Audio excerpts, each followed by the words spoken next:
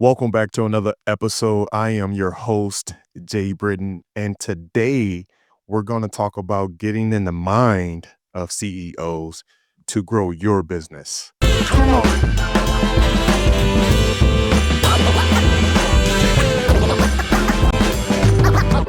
Thank you for tapping in. If you're watching on YouTube, make sure you like, subscribe. If you're listening on Apple or Spotify, make sure you leave me a 5-star review if this is helpful for you. Okay, so I want to kind of go off on a little tangent a little bit because I've been doing a lot of self-reflecting and I've been thinking ever since I can remember, I've always had the ear of leadership, meaning that I can always be curious enough to people that are in leadership, and have their ear and have their insight. And for whatever reason, I could just remember working in the supermarket growing up, and I've always had extended conversations with leadership because I was just curious about them as a person. And I innately, for whatever reason, I was very, very skilled at that.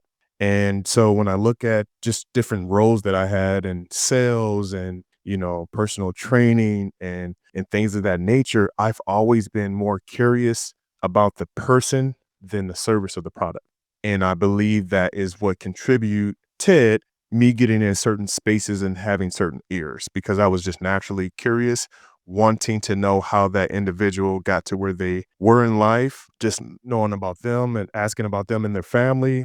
I was just very curious. So for this episode, we're going to talk about how you can leverage that to your benefit, right? So again, some of you guys have been listening for a while and you know my journey, right? So I went from in the health and wellness industry for years, transitioning into sales and recruiting and things of that nature later in life. And how I got my first role was just because I was just curious. I sold myself on me as a person and the stuff that I experienced and the stuff that I was wanting to do. And when you can do that in a way to where it's like that individual, that stakeholder, that leader, they love that. And they can see the passion, they can see your gears turning and they're willing to share. So I know that is very, very instrumental in leveraging your podcast, right? So the reason why we're doing this podcast like this today is because I want to share my journey and share my process and how I got started in podcasting. And I've been able to help different brands, businesses, and companies create podcasts.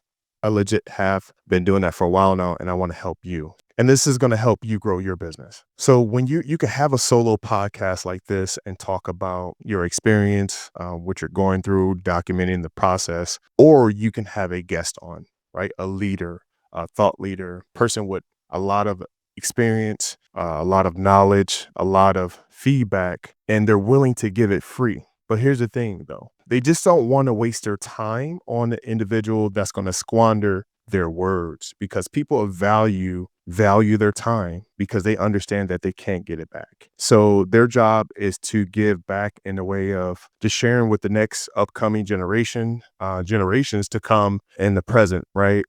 People can learn from their journey, learn from their mistakes. This is how you can legit, start your podcast. Start this way. If you're already in leadership, or if you have done something at a high level and you have gotten results, you're validated in the market, people know you for executing on a higher level, getting results, then you have a very valuable podcast, right? But when you bring someone else that has similar, if not more, experience in a niche, in a industry, that makes your podcast more valuable. And we're going to use people that have more experience or even the same, right? Because you can always learn from others because they have a different perspective and insights that you have, right? So what I do and I see others do when they interview people of high value experience, that they selfishly learn. And by them learning and asking great questions, they're doing their research on the individual and what they have to offer the audience, right? We want to serve the audience, but you can also serve yourself. You can have good feedback. What has my audience been saying? What have they been engaging with? What have they been watching the longest? And give them more of that. But at the same time, you can be asking strategic questions about business, how they got started, what were some of your pain points? Can you give me or my audience some advice on XYZ? And that's how you can really 10x, 5x your business, right? But you also have to implement it. So, for example, hey, if I'm in the music industry and I wanted to produce this type of song, what type of output should I be doing? What type of tools should I be studying? What can I get better at? How much time do I need to XYZ, right? So you're getting the blueprint on how to really just get straight to the point, right? So that's the beautiful thing about having a leader or expert in that industry. You get to surpass all of the hardship, but you have to execute what they're saying. So if they do have an offer, if they do offer coaching or they have a digital product, it's imperative that you pay for that because that individual has paid a price through hardship, through trial and error to get to the master level, right? 10,000 hours, right? They say you need that to master something. So I just want to encourage you guys. That's the cheat code on how to grow your business by having experts that have went through the trials and tribulations, the struggle to get to where they are. And if they're willing to help you freely, cool. But even better, if they have a product or a service that you can pay for, do that because what that does is one, it takes you a level up in their circle, right? And what I mean by that is sometimes you got to pay to play, right? Okay, cool. You want to have access to someone. This is the first step. What did they have to offer? Pay for that. If the product is $1,000, pay for that because then what you do is you get closer to that. Secondly, it also now you're on the radar of that individual. Okay, cool. Well, we have Tim. Tim signed up for the program. Tim completed the program. Tim is active in the community. Tim is engaging, asking really good questions. Tim is getting results from the blueprint. Now I'm putting on my personal trainer hat, right? So when I had clients that, we created this plan together, we gave, certain KPIs or certain metrics of success. They executed, they got the results. As a trainer, as a coach, I'm going to pour more into that individual because I see that they're bought into the system. So it's the same way in the digital education space or the offer space or the podcast space that has, products and services and communities, right? So if you have the star client, the star student, the star player that's really locked in and you don't have to coach them up, they want it, man, any coach, leader, trainer, mentor, they're going to pour more into that individual because they're unlocking something that they have in them that they can identify with. And also too, they want to see you win more. Okay, they're listening to this. Okay, what can this individual do next?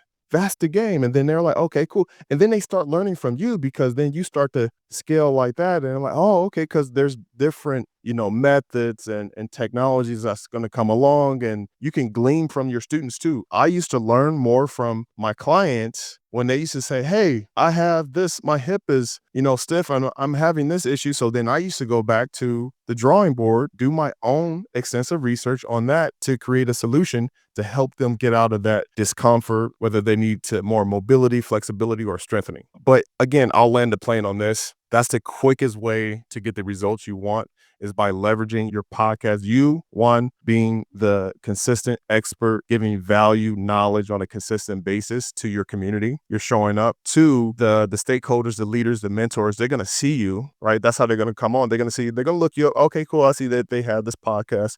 They have this community going. Okay, cool. I'm going to hop on their podcast because I say they've been putting in work. Three, you get to engage with them, right? You get to engage with them and learn from them without paying that coaching fee, right? And if they do have a coaching fee, pay for that too, because then you get closer and then you get to go faster and then you stay locked in with them, giving them more value. And that's how you're going to grow and scale and go further and faster when you have a mentor from someone that has done it at the highest level, right? Giving you value so you don't have to struggle. Now, if you're thinking about starting your podcast, you have a 9 to 5, you work from home, you work remotely, and you're trying to figure out how to leverage your expertise in this space, and you're probably dealing with imposter syndrome. How can I do this? I don't have the time. Well, I'm here to help you get started. So make sure that you check out the link in the description, fill it out, fill out the application because I'm not for everyone. Everyone is not for me. I'm okay with that.